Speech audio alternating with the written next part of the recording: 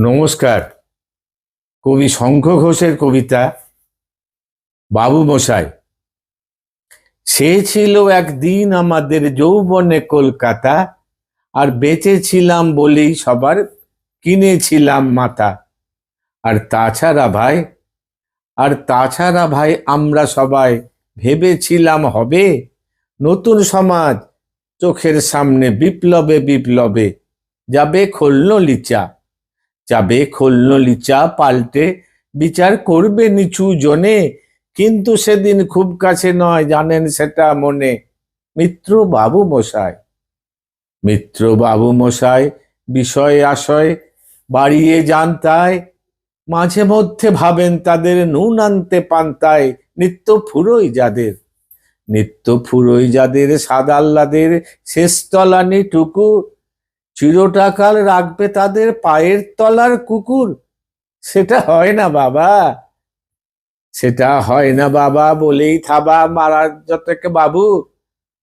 কার ভাগে কি কম পড়ে যায় ভাবতে থাকেন ভাবুক। অমনি দু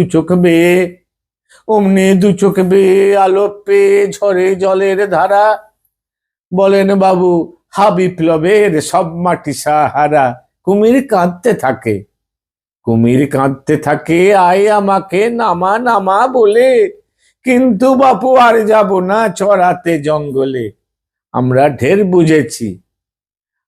ঢের বুঝেছি খেদি পেছি নামের এসব বহর। সামনে গেলেই ভরবে মুখে প্রাণ ভরে তাই সাধু। তুমি সে বন্ধু না যে দুবধুনা জলে হাজার চোখে। দেখতে পাবে তাকে সে কি যেমন তেমন লোকে। তাই সব অমাত্য পাত্র মিত্র এই বিলাপেই খুশি। সুরিখানায় আসল সত্য আর তো সবই ভুসি। ছিছি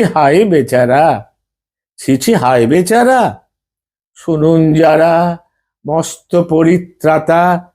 এ কলকাতার মাঝেই আছে আর একটা কলকাতা। হেঁটে দেখতে শিখুন ঝরছে কি খুন দিনে রাতের মাথায়। আর একটা কলকাতায় সাহেব বাবু মশাই।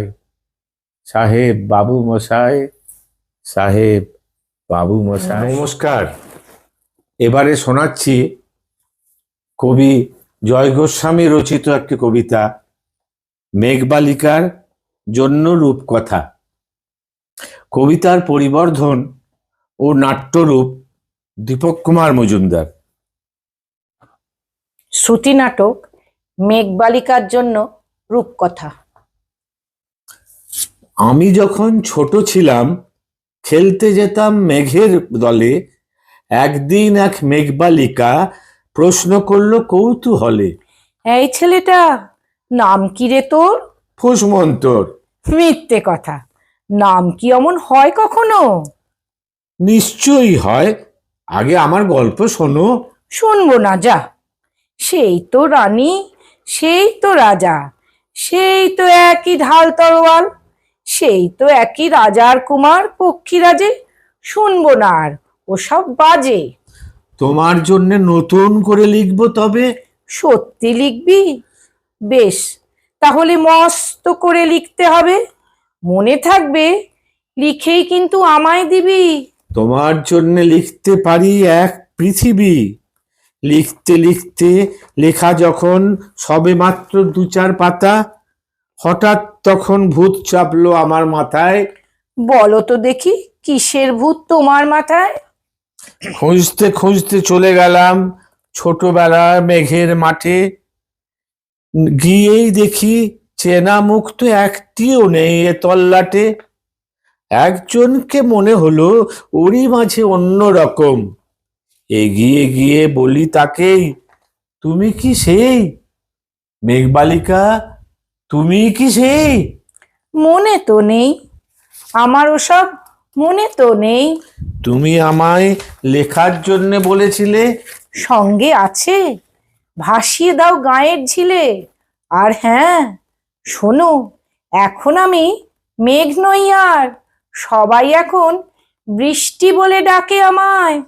হঠাৎ তখন এক পশলায় চুল থেকে নখ আমায় পুরো ভিজিয়ে দিয়ে অন্য অন্য বৃষ্টি বাদল সঙ্গে নিয়ে মিলিয়ে গেল খরস্রোতায়, মিলিয়ে গেল দূরে কোথায়, দূরে দূরে। বৃষ্টি বলে ডাকে আমায়, বৃষ্টি বলে ডাকে আমায়। বৃষ্টি বলে ডাকে আমায় আপন মনে বলতে বলতে আমি কেবল বসে রইলাম ভিজে একসা কাপড় জামায়, গাছের তলায় বসে রইলাম। বৃষ্টি নাকি মেঘের জন্য? তারপর বৃষ্টি কি হলো? এমন সময় অন্য একটি বৃষ্টি আমায় চিনতে পেরে বলল, তাতে মন খারাপের কি হয়েছে? ফিরে যাও, লেখো আবার। এখন পুরো বর্ষা চলছে, তাই আমরা সবাই এখন নানান দেশে ভীষণ ব্যস্ত। তুমিও যাও, মন দাও গে তোমার কাজে।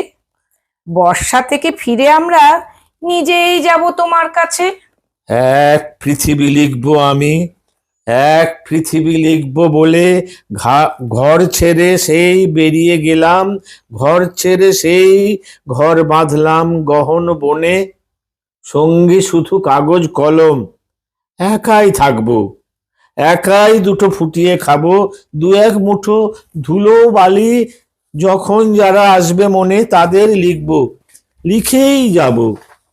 এক পৃথিবী, 100 রকম স্বপ্ন দেখার সাধ্য থাকবে সে রূপকথার, সে রূপকথা আমার একার।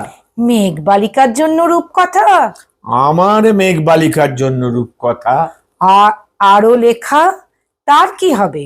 ঘাড় গুঁজে দিন লিখতে লিখতে, ঘাড় গুঁজে রাত লিখতে লিখতে, মুছেছে দিন মুছেছে রাত, যখন আমার লেখবার হাত অসাড় হলো, মনে পড়লো সাল কি তারিখ, বছর কি মাস, সেসব হিসেব আর ধরিনি। লেখার দিকে তাকিয়ে দেখি এক পৃথিবী লিখবো বলে একটা খাতাও শেষ করিনি। সঙ্গে সঙ্গে ঝমঝমিয়ে বৃষ্টি এলো খাতার ওপর, আজীবনের লেখার ওপর বৃষ্টি এলো এই অরণ্যে। বাইরে তখন গাছের নিচে নাচছে ময়ূর আনন্দিত, এ গাছ ও গাছ উড়ছে পাখি। বলছে পাখি, এই অরণ্যে কবির জন্যে আমরা থাকি। ওরা বলছে, ওরা কবির জন্যে আমরা কোথাও, আমরা কোথাও, আমরা কোথাও হার মানিনি। সত্যি আমরা কোথাও হার মানিনি। তুমি যাই হও মেঘবালিকা বা বৃষ্টি, আমরা কোথাও হার মানিনি। কবি তখন কুটির থেকে তাকিয়ে আছে অনেক দূরে, বনের পরে, মাঠের পরে, নদীর পরে, সেই যেখানে সারা জীবন বৃষ্টি পড়ে, বৃষ্টি পড়ে সেই যেখানে কেউ যায়নি, কেউ যায় না কোনো দিনই। আজ সে কবি দেখতে পাচ্ছে সেই দেশে সেই ঝর্ণা তলায় এদিক ওদিক ছুটে বেড়ায় সোনায় মোড়া মেঘ হরিণী, কিশোর বেলার সেই হরিণী।